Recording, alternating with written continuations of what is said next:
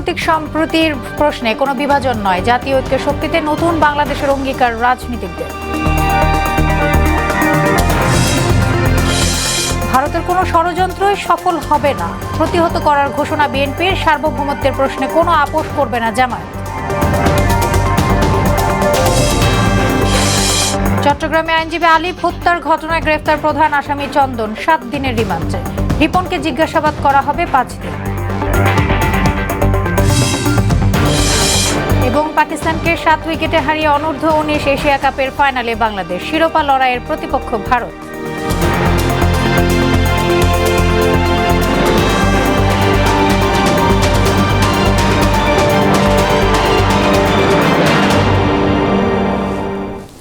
আসসালামু আলাইকুম, সবাইকে স্বাগত জানাচ্ছি মোহনা সংবাদে। শুনছিলেন শিরোনাম, আর পুরোটা সংবাদ জুড়ে আছি আমি সোনিয়া ইসলাম। এবারে বিস্তারিত।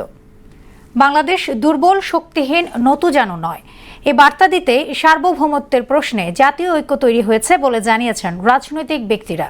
প্রধান উপদেষ্টার সঙ্গে বৈঠক শেষে দেশের সাম্প্রতিক পরিস্থিতি ও আগামী নির্বাচন নিয়ে কি ভাবছেন রাজনৈতিক দলগুলো, জানাচ্ছেন ওবায়দুল হক মারুফ।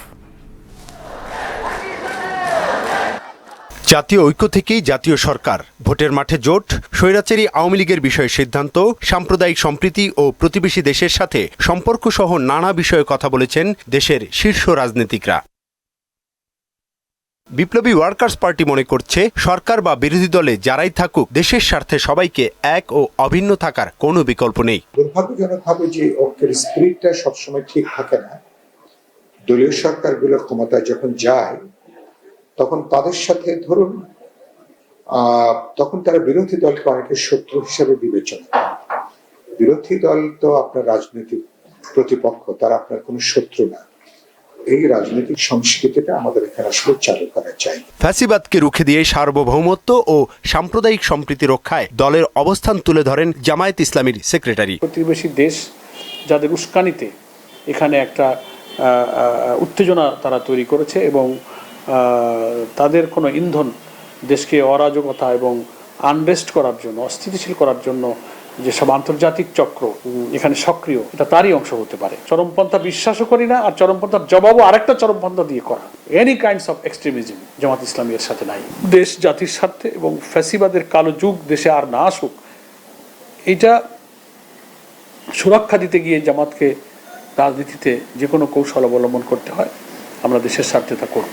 এদিকে জাতীয় ঐক্য মানে জাতীয় সরকার নয় জানিয়ে রুহুল কবির রিজভী বলেন, দ্রুত সময়ের মধ্যে প্রতিযোগিতামূলক নির্বাচন এখন সময়ের দাবি। জাতীয় সরকার আসবে কেন? ফ্রেশ ইলেকশন হবে, বিভিন্ন রাজনৈতিক দল তারা তাদের মতো করে রাজনীতি কি বলে যে তারা নির্বাচন করবে, জনগণ যাকে ভোট দেয় সে গভর্নমেন্ট ফর্ম করবে। দেশের যে কোনো সংকটে বা ক্রাইসিসে সব রাজনৈতিক দলগুলো এক হতে পারে, কথা বলতে পারে। এটার মধ্যে দিয়ে এই বার্তাটা গেছে। সার্বভৌমত্ব এবং জাতীয় ইস্যুতে বাংলাদেশের রাজনৈতিক দলগুলো এখন ঐক্যবদ্ধ। এই বার্তা বিশ্ব সম্প্রদায়ের কাছে পৌঁছেছে বলে মনে করেন রাজনীতিকরা। আন্তর্জাতিক যে সমস্ত কনভেনশনগুলো আছে তার মধ্যে থেকেই কিন্তু আমরা সবকিছু প্রতিবাদ করি। ওবায়দুল হক মারুফ, মোহনা সংবাদ, ঢাকা।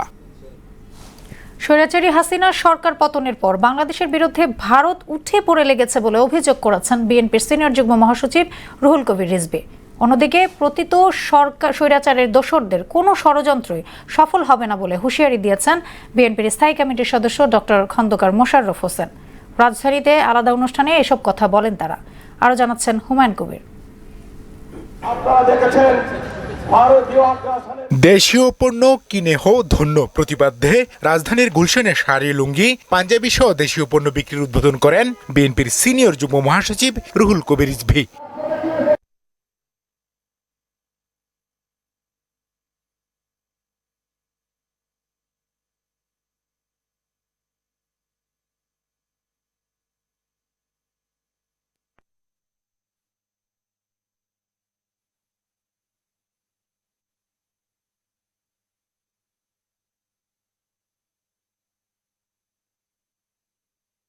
একচেটিয়া সমর্থনেরও সমালোচনা করেন রিজভী। বাংলাদেশের জনগণ থেকে যে সরকার ধিকৃত, সেই সরকারকে আপনারা সমর্থন দেন এবং যেদিন শেখ হাসিনার পতন হয়েছে সেই দিন থেকে ক্রমাগতভাবে রিপাবলিক বাংলা, ক্যালকাটা নিউজ একের পর এক ডাহা মিথ্যা কথা তিনি বলে বেড়াচ্ছেন। এদিকে জাতীয় প্রেস ক্লাবের 90 ডাকসু ও সর্বদলীয় ছাত্র ঐক্যের উদ্যোগে আয়োজিত আলোচনায় অংশ নেন বিএনপির স্থায়ী কমিটির সদস্য ডক্টর খন্দকার মোশাররফ হোসেন ও বিএনপি নেতা আমানুল্লাহ আমান সহ অন্যরা। এতে দেশবিরোধী সকল ষড়যন্ত্র প্রতিহত করার হুঁশিয়ারি দেন খন্দকার মোশাররফ। এদেশের ছাত্র জনতার এবং রাজনৈতিক দলগুলোর সম্মিলিত আন্দোলনের মুখে পদত্যাগ করতে বাধ্য হয়েছে এবং দেশ থেকে পলায়ন করতে বাধ্য হয়েছে। তারা পতিত একটি স্বৈরাচারী সরকার, তারা চেষ্টা করবে বাংলাদেশে একটা অশান্তি সৃষ্টির জন্য। সংস্কার শেষ করে নির্বাচনের দিকে যেতে অন্তর্বর্তী সরকারের প্রতি আহ্বানও জানান বিএনপির এই প্রবীণ নেতা। এদেশে একটি গ্রহণযোগ্য নির্বাচন দিয়ে জনগণের কাছে ক্ষমতা দিয়ে এই সরকারকে বিদায় হতে হবে। হুমায়ুন কবির, মোহনা সংবাদ, ঢাকা। 15 বছরের সার্বভৌমত্বের প্রশ্নে জামায়াত ইসলামী কখনো আপোষ করেনি, আগামী দিনেও করবে না বলে সাফ জানিয়েছেন দলের আমির ডক্টর শফিকুর রহমান। এ সময় বাংলাদেশে অশান্তি ও বিভেদ সৃষ্টির জন্য ভারতীয় গণমাধ্যমগুলোকে দায়ী করেন তিনি। কুমিল্লায় মহানগর জামায়াতের কর্মী সম্মেলনে তিনি এসব কথা বলেন। এদিকে ঢাকার এক কর্মী সম্মেলনে সার্বভৌমত্ব রক্ষায় দলের কর্মীরা শহীদ হতে প্রস্তুত বলে জানিয়েছেন জামায়াত। তাহিদ হোসেন মিঠুকে সঙ্গে নিয়ে ওবায়দুল হক মারুফের আরেকটি রিপোর্ট। কুমিল্লার ঐতিহাসিক টাউন হল মাঠে কুমিল্লা মহানগর জামায়াত ইসলামীর এই কর্মী সম্মেলন। এ সময় প্রধান অতিথির বক্তব্যে জামায়াতের আমির ডাক্তার শফিকুর রহমান সাম্প্রতিক সময়ে প্রতিবেশী দেশের ভূমিকার কড়া নিন্দা জানান। একই সাথে সার্বভৌমত্বের প্রশ্নে জামায়াত কখনো আপোষ করেনি, আগামী দিনেও করবে না সাফ জানান তিনি। বাংলাদেশ বিভিন্ন গোলাপের সমন্বয়ের দেশ। এই দেশে সকল ধর্মের বর্ণের সমস্ত মানুষ আমরা মিলেমিশে আছি, কারণ বাংলাদেশ আমাদের সবার। আমরা কোনো আগ্রাসন সহ্য করব না। বাংলাদেশের 1 ইঞ্চি জমি আমরা কাউকে ছেড়ে দেব না। বক্তব্যে বাংলাদেশের অশান্তি ও বিভেদ সৃষ্টির জন্য ভারতীয় গণমাধ্যমগুলোকে দায়ী করেন জামায়াত আমির। রাষ্ট্র সংস্কারের গতি বাড়িয়ে অতি দ্রুত জাতীয় নির্বাচনের দাবিও জানান তিনি। ভারতীয় হলুদ মিডিয়া যখন বাংলাদেশের বিরুদ্ধে নিকৃষ্ট যুদ্ধ শুরু করেছে, মিথ্যা তথ্য ছড়াচ্ছে, তখন জগন্নাথ হল থেকে আমাদের হিন্দু ছেলেমেয়েরা বের হয়ে তার প্রতিবাদ করেছে, কারণ তারা প্রমাণ করেছে এদেশ আমাদের সবার। তোমরা যা বলো তা অসত্য, তা মিথ্যা। তোমরা আমাদেরকে ব্যবহার করে তোমাদের মতলব হাসিল করতে চাও, সেই সুযোগ আমরা তোমাদেরকে দেব না। এখানে কোনো পেশি শক্তি অথবা টাকার খেলা চলবে না। এই রাস্তা বন্ধ করতে হবে। এই রাস্তা যদি বন্ধ করতে হয় তাইলে কতগুলো প্রয়োজনীয় সংস্কারও আনতে হবে। সংস্কারে গতি বাড়িয়ে মৌলিক সংস্কারগুলো করে একটা সুষ্ঠু নির্বাচন জাতিকে উপহার দেন। এদিকে ঢাকা মহানগরীর শাহজাহানপুর থানার কর্মী সম্মেলনে যোগ দেন দলের নায়েবে আমির। এ সময় তিনি জানান, ছাত্র জনতার অর্জিত স্বাধীনতা ও দেশের সার্বভৌমত্ব রক্ষায় প্রয়োজনে দলের প্রত্যেকটি কর্মী শহীদ হওয়ার জন্য প্রস্তুত। দেশকে অস্থিতিশীল করে বাংলাদেশের দ্বিতীয় স্বাধীনতাকে নস্যাৎ করে দিতে চাই। চট্টগ্রামের অ্যাডভোকেট সাইফুল ইসলাম জীবন দিয়েছেন। আমরা বিশ্বাস করি আমাদের প্রত্যেকটা কর্মীকে যদি শহীদ হতে হয়, তবুও বাংলাদেশের এই স্বাধীনতা আমরা অক্ষত রাখবো ইনশাআল্লাহ। দল, মত, জাতি, ধর্ম, বর্ণ নির্বিশেষে বাংলাদেশের এই দ্বিতীয় স্বাধীনতা টিকিয়ে রাখতে হবে।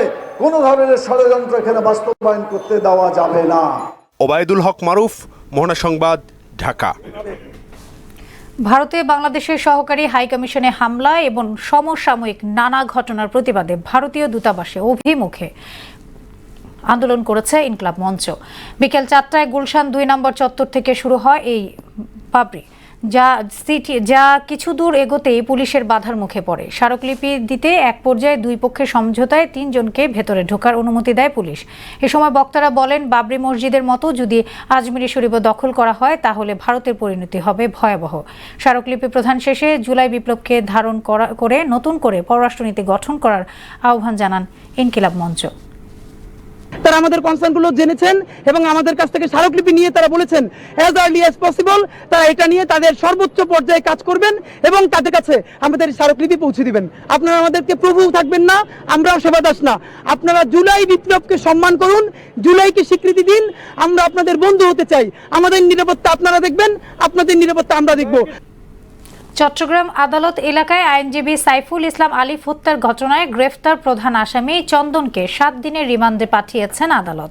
একই মামলায় আরেক আসামি রিপন দাসকে জিজ্ঞাসাবাদের জন্য 5 দিনের রিমান্ড মঞ্জুর করেছেন আদালত। চট্টগ্রাম মেট্রোপলিটন ম্যাজিস্ট্রেট কাজী শরীফুল ইসলামের আদালত এসব আদেশ দেন। এর আগে বুধবার দিবাগত রাতে কিশোরগঞ্জের ভৈরব এলাকা থেকে আইনজীবী সাইফুল হত্যা মামলার প্রধান আসামি হিসেবে চন্দনকে গ্রেফতার করা হয়। আরেক আসামি রিপন দাসকে গ্রেফতার করা হয় পরদিন আনোয়ারা উপজেলা এলাকা থেকে। আজকে যে 1 নম্বর আসামি যে প্রত্যক্ষ সম্পর্ক হবে, যার হাতে কি ছিল বিডি ফুটেছে শনাক্ত ছিল, ওই আসামিকে আজকে গ্রেপ্তার করে নিয়ে আসা হয়েছে। ওকে 10 দিনের রিমান্ড চাওয়া হয়েছিল, বিজ্ঞ আদালত শুনানি আনতে 7 দিনের রিমান্ড মঞ্জুর করেছেন। আরেকজন আসামি রিপন সন্দিগ্ধ আসামিকে তাকে গ্রেপ্তার হয়েছে, সেও বিডি ফুটেছে শনাক্তিকৃত, তারও ছবি ওই আসামিদের সাথে একসাথে অংশগ্রহণ করেছিল, তাকে 5 দিনের রিমান্ড মঞ্জুর করা হয়েছে। ছুটির দিনেও বায়ু দূষণের শীর্ষে রাজধানী ঢাকা। এ কারণে বাড়ছে কাশি, শ্বাসকষ্ট, ফুসফুস, ক্যান্সার সহ নানা জটিল রোগ। স্বাস্থ্যের জন্য মহামারীর চেয়েও বেশি ক্ষতিকারক হয়ে দাঁড়িয়েছে দূষিত বাতাস। গবেষকরা বলছেন, গড় আয়ু বাড়াতে দূষণের উৎস চিহ্নিত করে দ্রুত কার্যকর পদক্ষেপ নিতে হবে, না হলে বেড়ে যাবে চিকিৎসা ব্যয়, কর্মক্ষমতা হারাবে মানুষ। উষা ফেরদৌসের প্রতিবেদন। রাজধানী ঢাকায় প্রায় 2.25 কোটি মানুষের বসবাস। ভয়াবহ দূষণের মধ্যে প্রতিনিয়ত তাদের চলাফেরা, কখনো কখনো বুক ভরে নিঃশ্বাস নিতেও কষ্ট হয় তাদের। সমান তালে বাড়ছে বায়ু দূষণজনিত রোগবালাই। মানুষের নাক মুখ দিয়ে ধুলাবালি ঢুকার কারণে নানাবিধ অসুখ, হাসি কাশি নানা রোগ হয়। রোগ শোক সবই হইতেছে, এই ধুলাবালির শ্বাসকষ্ট হইতেছে এবং ধুলাবালির জন্য আমাকে অনেক চলাফেরা খুব অসুবিধা হইতেছে। আমাদের সমস্যাদের সময়ই বাচ্চাদের শুদ্ধ, বাচ্চাদের কারণে যেতে পারে না, রাস্তাটা চলতে পারে না।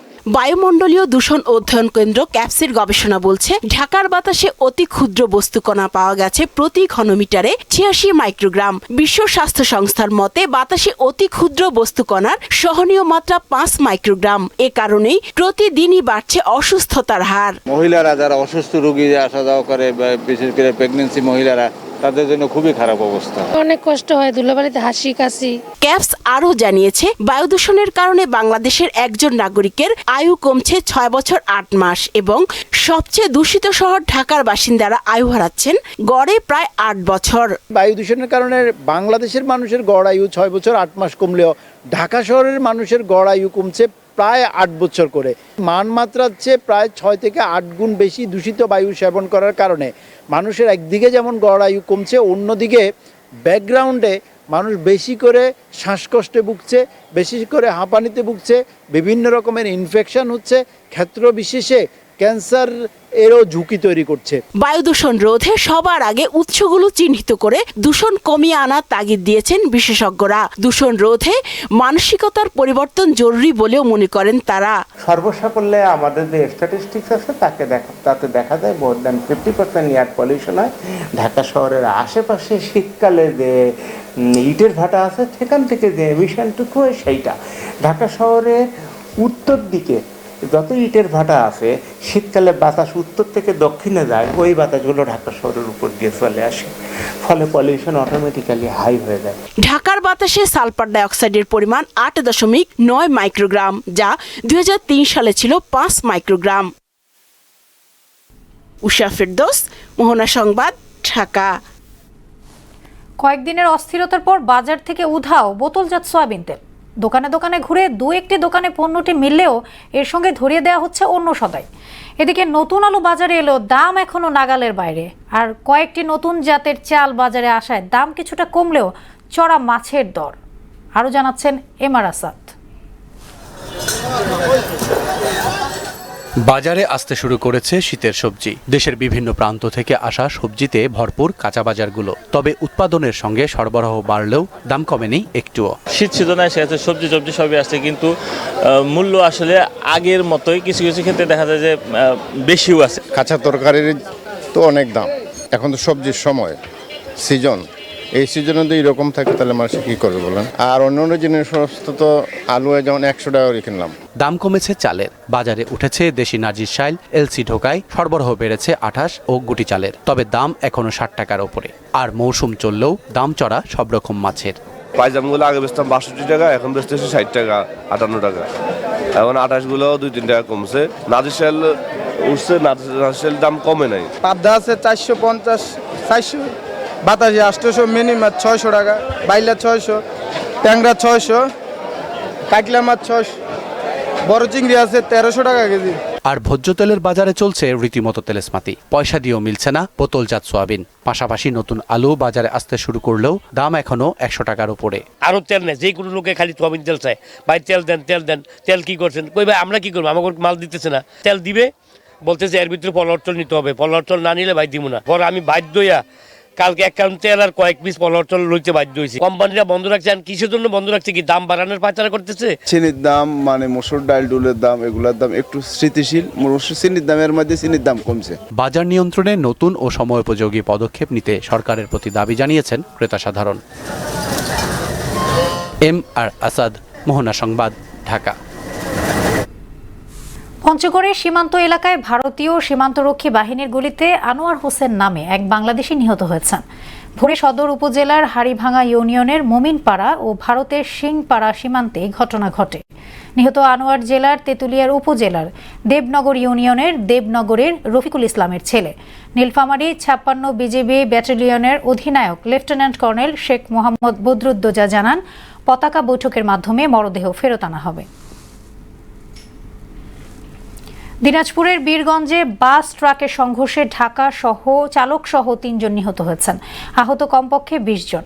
পুলিশ ও প্রত্যক্ষদর্শীরা জানান, সকাল 8:30টার দিকে একটি যাত্রীবাহী নৈশ কোচ ঢাকা থেকে পঞ্চগড় যাওয়ার পথে বীরগঞ্জ উপজেলার যাদুমোড় এলাকায় এই দুর্ঘটনা ঘটে। নিহতরা হলেন বাস চালক আব্দুল করিম, ট্রাক চালক আনোয়ার হোসেন এবং যাত্রী হাসিনা বেগম। আহতদের উদ্ধার করে স্থানীয় হাসপাতালে ভর্তি করা হয়েছে। 3 জনের অবস্থা আশঙ্কাজনক। বরগুনার হরিণঘাটা সংরক্ষিত বনাঞ্চলে ফাঁদ পেতে প্রতিদিনই হরিণ শিকার করছে শিকারীরা। এ কারণে কমে যাচ্ছে হরিণের সংখ্যা। সচেতন মহলের দাবি, বন বিভাগের যোগসাজশ ও প্রশাসনের উদাসীনতায় চলছে শিকারের মহা উৎসব। তবে পুলিশের দাবি, হরিণ রক্ষায় কাজ করছে তারা। সাগর আকনের প্রতিবেদন, জানাচ্ছেন বুশরাত জাহান। পূর্ব সুন্দরবনের কটকা, করমজল, হরিণ পয়েন্ট, কচিখালী, সুপতি, ঢাংমারি ও করমজল অভয়ারণ্য এলাকায় হরিণের বিচরণ সব থেকে বেশি। এসব এলাকায় এভাবেই দিনের বেলা ফাঁদ পেতে রাখে শিকারীরা, আর সে ফাঁদেই ধরা পড়ে হরিণ। স্থানীয়দের অভিযোগ, দিনের পর দিন অসাধু চক্রের কারণে হরিণ শিকার হওয়ায় সুন্দরবন ও হরিণঘাটায় আগের মতো দেখা মেলে না হরিণের। হরিণঘাটা বনের অবস্থা এখন এতই নাজুক যে আর 5 বছর পরে এই বনে আর হরিণ দেখা যাবে না। একটা সময় হরিণের দেখা মিলত, কিন্তু এখন আর সেই হরিণের অস্তিত্ব আপনি পাবেন না। লোকজন আছে তারা বিভিন্ন কৌশলে মনে করেন হরিণ শিকার করে। বন্যপ্রাণী নিয়ে কাজ করা সংগঠনের নেতারা বলছেন, বন বিভাগ ও প্রশাসনকে ম্যানেজ করে হরিণ শিকার করছে শিকারীরা। প্রশাসনের লোক এই শিকারীদের নিয়ে তারা সুন্দরবনে হরিণ শিকার করতে দিয়ে আসে। যখন শিকার করা হয়ে যায় ফাঁদ দিয়া, তখন তারা আবার আগায় নিয়ে আসে। দুষ্ট চক্র যারা এই হরিণ নিধন করে চলছে, এদের বিরুদ্ধে প্রশাসনের কঠোর পদক্ষেপ নেওয়া উচিত। এ বিষয়ে কথা বলতে পাথরঘাটা বন বিভাগে একাধিকবার গিয়েও কাউকে পাওয়া যায়নি। তবে জেলা পুলিশ বলছে, সংশ্লিষ্ট সব দপ্তরের সাথে সমন্বয় করে হরিণ রক্ষায় কাজ করছে পুলিশ। কোনো দুষ্কৃতিকারী কোনো দুষ্কৃতি করতে চাইলে, অসৎ দেশের সাধারণের জন্য কোনো কিছু, সেক্ষেত্রে বিগত দিনেও বরগুনা জেলা পুলিশ তাদেরকে আইনের আওতায় নিয়ে আসছে। এই বিষয়ে মামলা হয়েছে। সামনেও যাতে কোনো ধরনের কোনো কিছু না হয় সে লক্ষ্যে আমরা সদা প্রস্তুত রয়েছি। গত 5 বছরে শুধুমাত্র পাথরঘাটা থানায় অবৈধভাবে হরিণ শিকারে 24টি মামলা হয়েছে, অথচ সেসব মামলার তদন্তে কোনো অগ্রগতি নেই। বুশরাত জাহান, মোহনা সংবাদ। এবার দেশের বাইরের খবর। জাতির উদ্দেশ্যে দেয়া ভাষণে কয়েকদিনের মধ্যে নতুন প্রধানমন্ত্রী নিয়োগ দেওয়ার প্রতিশ্রুতি দিয়েছেন ফ্রান্সের প্রেসিডেন্ট ইমানুয়েল ম্যাক্রো। অন্যদিকে দক্ষিণ কোরিয়ার প্রেসিডেন্ট ইয়ন সুক ইয়োলকে প্রত্যাহার না করলে দেশে বড় সংকট পড়বে বলে হুঁশিয়ারি দিয়েছেন ক্ষমতাসীন দল পিপি প্রধান হান ডং-হুন। কাজী শাহরিনের ডেস্ক রিপোর্টস। পার্লামেন্টের অনাস্থা ভোটে হেরে ফ্রান্সের প্রধানমন্ত্রী মিশেল বার্নিয়ে বৃহস্পতিবার পদত্যাগ করেছেন। এরপর স্থানীয় সময়ে সন্ধ্যায় জাতির উদ্দেশ্যে দেয়া ভাষণে ফরাসি প্রেসিডেন্ট ইমানুয়েল ম্যাক্রন বলেন, 2027 সালে মেয়াদ শেষ না হওয়া পর্যন্ত ক্ষমতায় থাকবেন তিনি। আগামী কয়েকদিনের মধ্যে নতুন প্রধানমন্ত্রী নিয়োগ দেওয়ার কথাও জানান Macron. Le gouvernement a été censuré Et cela, malgré les concessions faites par Michel Barnier. এ সময় ফ্রান্সের বর্তমান পরিস্থিতির জন্য বিরোধীদের দায়িত্ব জ্ঞানহীনতাকে দায়ী করে বিশেষ আইন পাশের মাধ্যমে 2024-এর বাজেটটি 2025 সাল পর্যন্ত বহাল রাখার কথাও জানান তিনি। Censurer ce qui est inédit depuis 60 ans, parce que l'extrême droite et l'extrême gauche se sont unis. অন্যদিকে দক্ষিণ কোরিয়ার ক্ষমতাসীন দল পিপল পাওয়ার পার্টির প্রধান হান ডং হুন বলেন, প্রেসিডেন্ট ইউন সুক ইয়লকে দ্রুত প্রত্যাহার না করা হলে দেশের জনগণ বড় বিপদে পড়বে। এর ব্যাখ্যা দিয়ে হান ডং হুন আরও জানান, যদি ইউন প্রেসিডেন্ট হিসেবে থেকে যান তাহলে সামরিক আইন জারি করার মতো ঘটনা আরও ঘটতে পারে, আর এ ধরনের প্রচেষ্টা এ দেশের জনগণকে বড় বিপদে ফেলবে।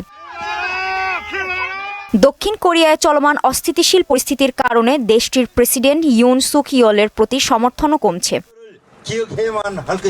কাজী শাহরিন, মোহনা সংবাদ। শেষ করব মোহনা সংবাদ, যাবার আগে শিরোনামগুলো আরও একবার।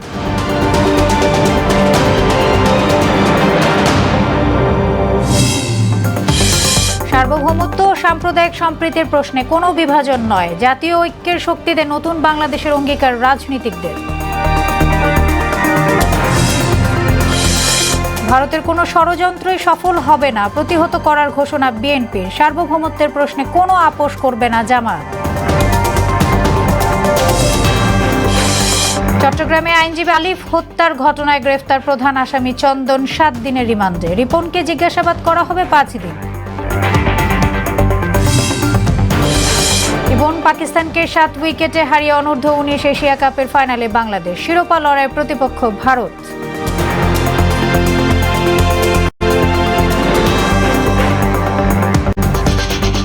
এই ছিল মোহনা সংবাদে। পরবর্তী সংবাদ রাত 9টায়। এর আগে সন্ধ্যা 7টায় দেখবেন সংবাদ এক নজরে। মোহনার সবশেষ খবর জানতে ভিজিট করুন www.mohana.tv।